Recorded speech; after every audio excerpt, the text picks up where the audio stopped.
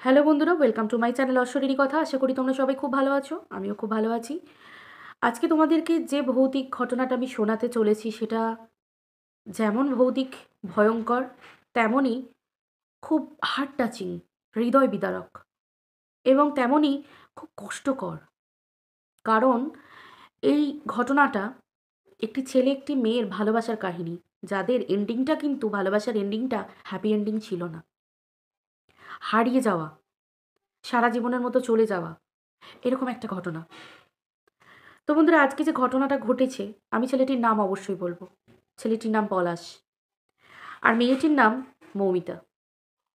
এই পলাশ বলে যে ছেলেটি, এই ছেলেটি বড়লোক বাবার একমাত্র ছেলে, খুব বড় বিজনেসম্যান। ঘটনাটা ঘটেছিল পুরুলিয়াতে, এবং জায়গাটার নাম আমি বলছি না।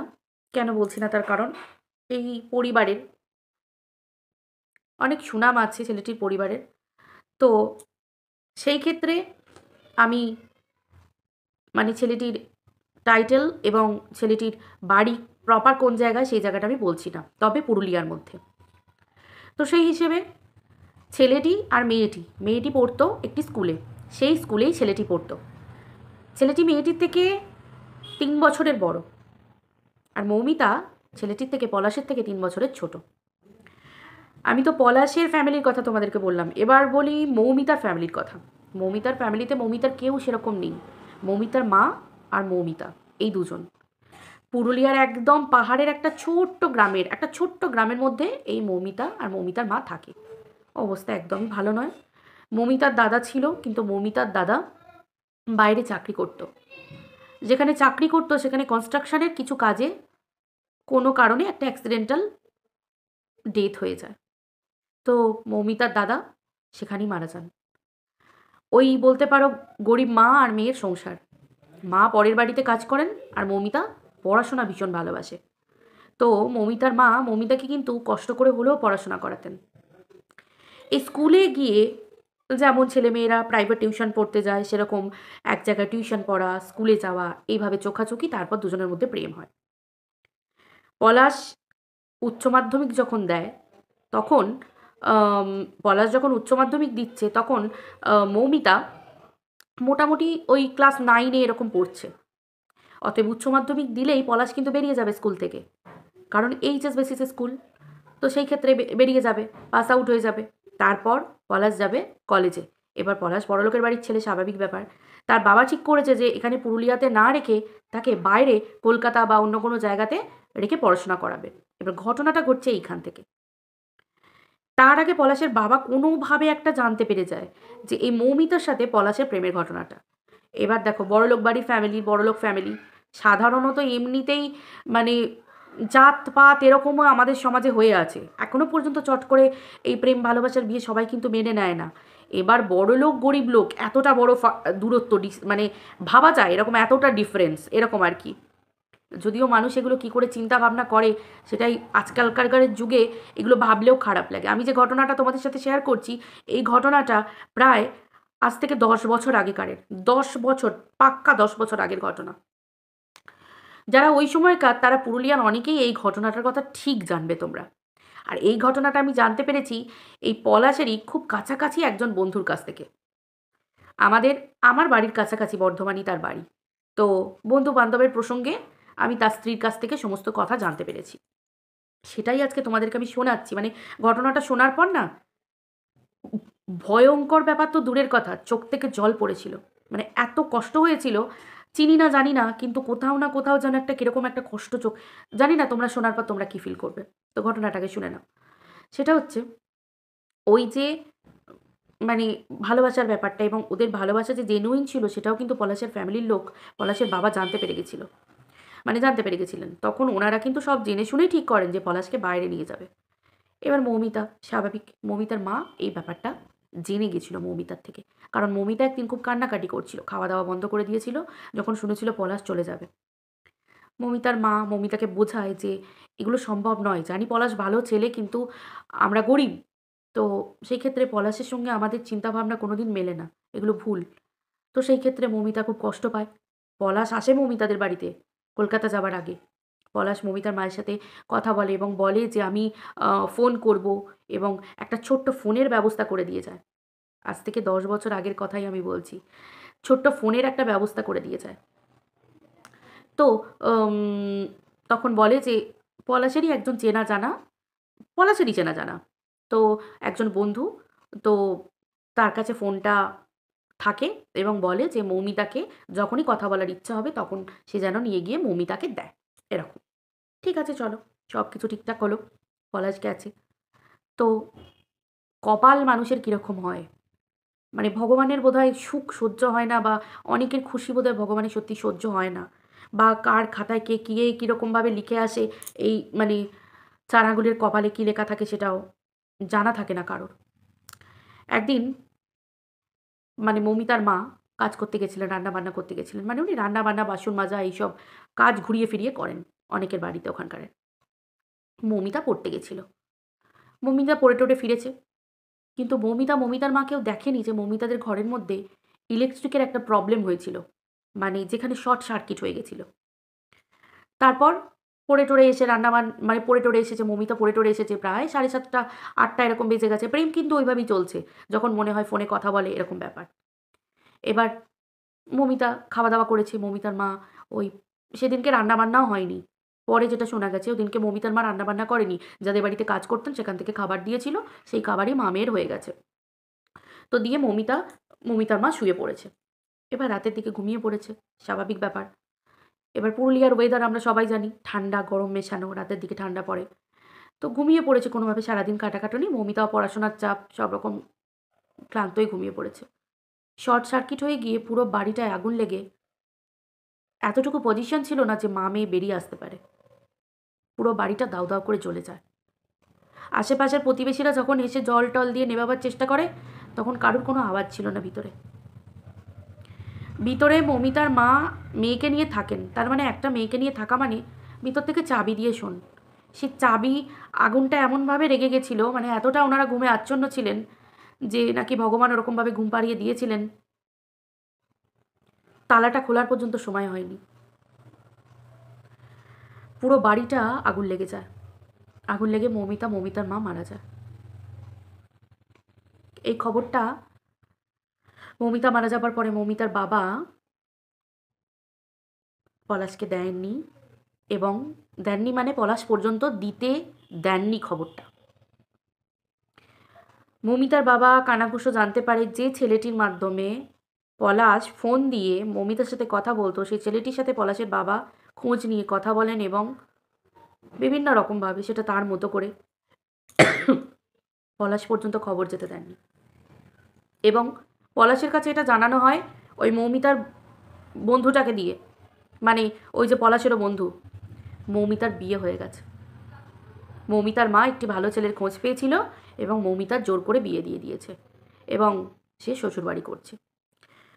ওইদিকে পলাশও কিন্তু খুবই ভেঙে পড়ে, খুবই কষ্ট হয়। মানে পলাশ আর কলকাতাতেই থাকে, বাড়িতেও আসতে চায় না। মানে পলাশ বাড়িতেও আসতে চায় না, কারণ পলাশ প্রচণ্ড পরিমাণ ভালোবাসতো মৌমিতাকে। আর এটা কিন্তু কোনো ভালোবাসা, কোনো ছেলে খেলা না। যে যারা ভালোবাসা, সত্যিকারের ভালোবাসে, তারা কিন্তু তাদের কাছে ভালোবাসার মানুষটাকে ভোলাটা এত সহজ নয়। তো সেই ক্ষেত্রে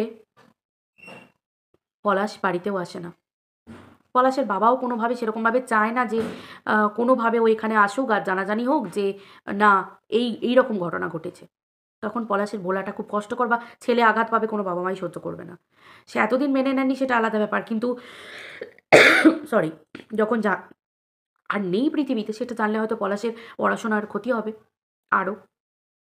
যাক, ছেলেকে এটাই বলেন যে মেয়েটা তো নিজের মতো নিজের গুছিয়ে নিয়েছে, সে তো তোর কথা চিন্তা করেনি। পলাশের মা যায়, বাবা যায়, সকলে মিলে পলাশকে এটা বোঝানো হয়। তখন পলাশ ঘুরে দাঁড়ায় যে সত্যিই তো তাই। আমাকে যখন সে মনে রাখেনি, আমি কেন মনে রাখবো? একটা অভিমান, লুকানো অভিমান, ঘেন্না নয়, অভিমান কাজ করে। পলাশ তখন কি করে? নিজের মতো পড়াশোনা করে, নিজে চাকরি পায়, ক্যাম্পাসিংয়ে চাকরি পেয়ে যায়। পলাশ বড় ইঞ্জিনিয়ার, খুব ভালো ইঞ্জিনিয়ার, একজন বড় ইঞ্জিনিয়ার চাকরি করছে। এবার পলাশ কিন্তু আর প্রেম করে না। পলাশের সাথে একটা ভালো ফুটফুটে একটা মেয়ের বিয়ে হয়। ফুটফুটে একটা মেয়ের বিয়ে হয়। একটা মেয়ের বিয়ের, যে মেয়েটার সাথে বিয়ে হয়, বিয়ের পর বিয়ে একেবারে দিয়ে মানে পলাশের বিয়েটাও হয়েছে বাইরে থেকে, চিন্তা করো। পলাশের বিয়েটাও হয়েছে কিন্তু গ্রামে নয়, বাইরে থেকে পলাশের বিয়ে হয়েছে। পলাশ পুরুলিয়া থেকে সমস্ত, যেহেতু মেয়ের বাড়ি বাইরে, মানে কলকাতার বাইরে, সেহেতু পলাশের বিয়েটাই হয়েছে কলকাতা থেকে। মানে সমস্ত সকলে গিয়ে বাইরে, মানে লজ ভাড়া করে যেমন বুকিং করে হয় সেরকম পলাশের বিয়ে হয়েছে। নতুন বউ নিয়ে যখন পুরো পরিবার যখন গ্রামে আসছে, যে সময় গ্রামে আসছে সে সময় থেকেই কিন্তু ঘটনা ঘটতে থাকে। কীরকম? পলাশ বাড়িতে আসে, স্বাভাবিক। মৌমিতার বাড়ি কিন্তু একদিকে, অন্যদিকে ছিল, অন্য রাস্তায়, একদম পাহাড়ের দিকে, পাহাড়ের কোলে, ওই বাঘমুন্ডি পাহাড়ের কাছাকাছি এই দিক, এই সাইডে। আর এইদিকে ছিল, মানে মেন টাউনের দিকে ছিল পলাশের বাড়ি। অতএব এই দিকটা দিয়ে আসার ক্ষেত্রে এখন মানে ওর বাড়ি একদিকে, এর বাড়ি একদিকে, মাঝামাঝি জায়গায় স্কুল ছিল, বিভিন্ন জায়গা থেকে ছেলেমেয়েরা পড়াশোনা করতো। তো এবার হচ্ছে এই পলাশ যেদিনকে আসে রাত্রে, মানে রাত্রের কথা বলছি, ফিরতে ফিরতে সন্ধে হয়ে গেছিলো ওদের, বউ নিয়ে ফিরতে ফিরতে। তো রাতের দিকে পলাশের বউ মানে কিছু একটা দেখে, মানে কিছু একটা ফিল করে যে ঘরের মধ্যে কিছু একটা অস্তিত্ব আছে, মানে কেউ একজন আছে, কারোর একটা অস্তিত্ব। যখন তখন মানে একটা কানের কাছে একটা অস্বস্তি হচ্ছে, কেউ যেন কিছু বলছে ফিসফিস করে। তারপর সেটা ছেড়ে দিয়ে কারোর একটা ছায়া দেখছে, কোনো একটা মেয়ের ছায়া। কেউ কাঁদছে গুমড়ে গুমড়ে, কেউ খুব কষ্ট পাচ্ছে, এরকম একটা ব্যাপার। কি হলো? এরকম কেন হচ্ছে? মানে আসতে না আসতে জাস্ট ভাবতে পারছো, একটা নতুন বউ প্রথম আসছে তার শ্বশুর বাড়িতে, সেই দিন আসার পর থেকে সন্ধ্যে থেকেই সেম ঘটনা ঘটছে। একটা মেয়ে নতুন শ্বশুর বাড়ি আসছে, যার বাড়িটা চেনাই নয়, জানাই নয়, অথচ সে কারোর একজনের অস্তিত্ব পাচ্ছে। পলাশকে যখন বলছে যে দেখো আমি এনার সাথে কথা বলে এখান থেকে বেরিয়ে আসছি, এটা শুনতে পাচ্ছি, এদিকে তাকাচ্ছি, এদিকে দেখতে পাচ্ছি, কে যেন আমাকে কি একটা বলছে। তোমাকে বলছে, তুমি এখানে কাকে চেনো? আর এখানে তো সবাই আমরা আছি, কাকিমা জেঠিমা। পলাশের কিন্তু বড় ফ্যামিলি, মানে ওই জয়েন্ট ফ্যামিলি ছিল, দু কাকু আর পলাশের বাবা, ভাই বোন সকলে মিলে বড় লোক ফ্যামিলি, একসাথে জয়েন্ট ফ্যামিলি।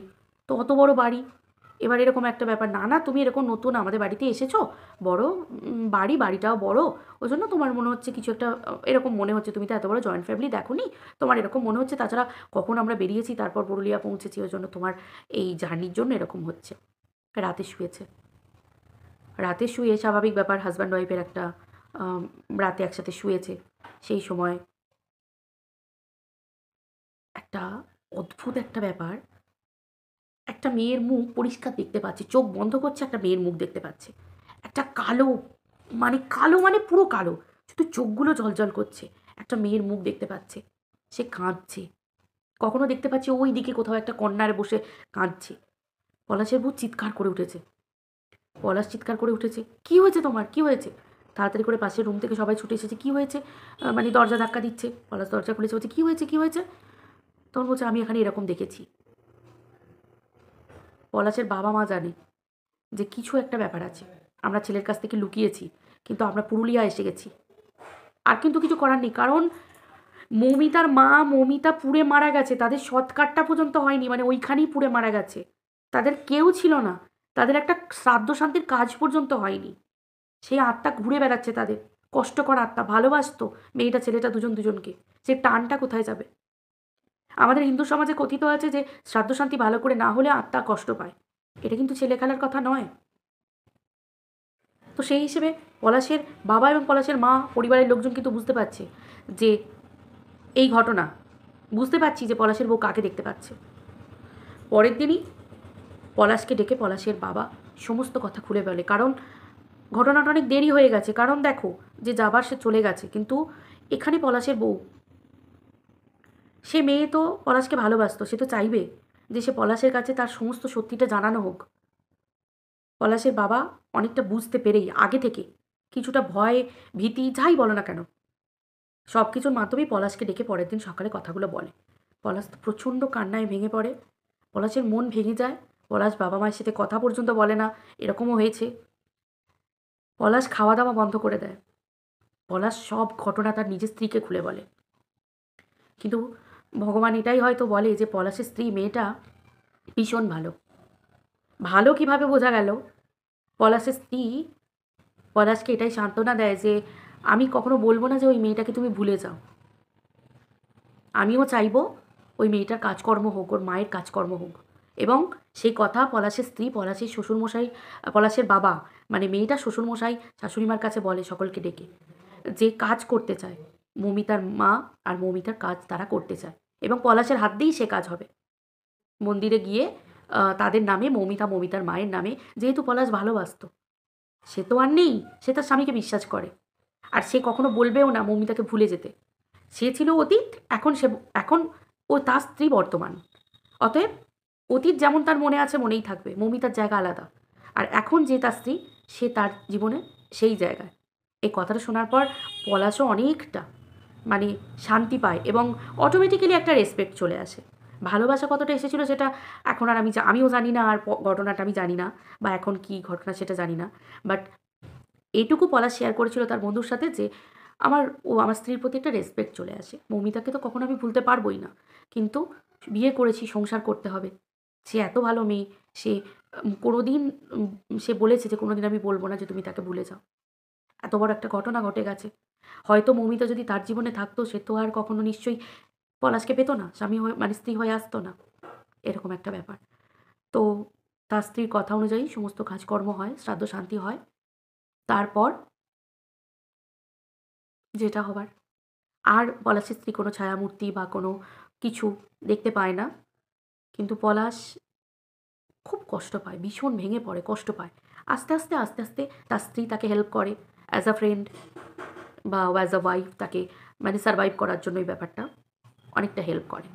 তো এইরকম জীবনসঙ্গী থাকলে অনেকটা সহজও হয়ে যায়, কারণ যে যাওয়ার সে তো চলে গেছে, তাকে দিয়ে তো মানে ফেলে রেখে তো আর কিছু মানে তাকে মনে করে তো কিছু হয় না, যেটা বর্তমান তাকে ধরে বাঁচতে হয়, জীবনে এগিয়ে যেতে হবে। তো এটাই ঘটনা। হ্যাঁ, ভয়ঙ্কর কিছু হতে পারত, কি হতে পারত না সেটা জানি না, কিন্তু সময় থাকতে পলাশের বাবা পলাশের কাছে সব কিছু কনসিডার করেন, তিনি সব কিছু জানান। তো এটাই বলবো যে প্রথমত মৌমিতা চলে গেছিল সেটা আলাদা ব্যাপার, ভগবান তাকে নিয়ে নিয়েছে, কিন্তু এটা কখনোই কাম্য না যে সত্যিকারের ভালোবাসা এই জাত পাত বড়লোক গরিব লোক এগুলো বাধা হয়ে দাঁড়ানো উচিত না, কারণ সত্যিকারের ভালোবাসা এগুলোর তো কোনো মানেই হয় না। মানুষের জীবন, মানুষ যেখানে খুশি, মানুষ যাকে চায়, কারণ সত্যিকারের জীবনসঙ্গী সবাই খুব কপাল না করলে পায় না, কারণ আজকালকালের সমাজে তো ডিভোর্স, পরকীয়া, নোংরামি এগুলোতে জড়িত। তো সেই ক্ষেত্রে সত্যিকারের জীবনসঙ্গী পাওয়া অনেক ভাগ্যের ব্যাপার। যাই হোক, এই ঘটনাটা আজকে আমি তোমাদের সাথে শেয়ার করলাম।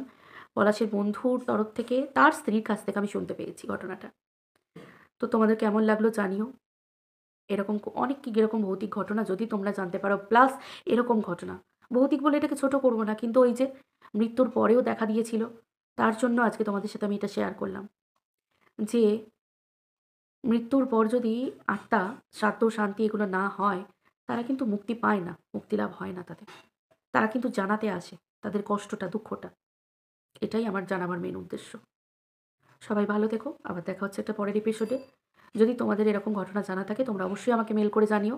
আমার চ্যানেলের ডিসক্রিপশন বক্সে আমার মেল আইডি দেওয়া আছে। আর ভিডিওটা ভালো লাগলে লাইক কমেন্ট শেয়ার করে পাশে থেকো। আজকের মতো টাটা, বাই।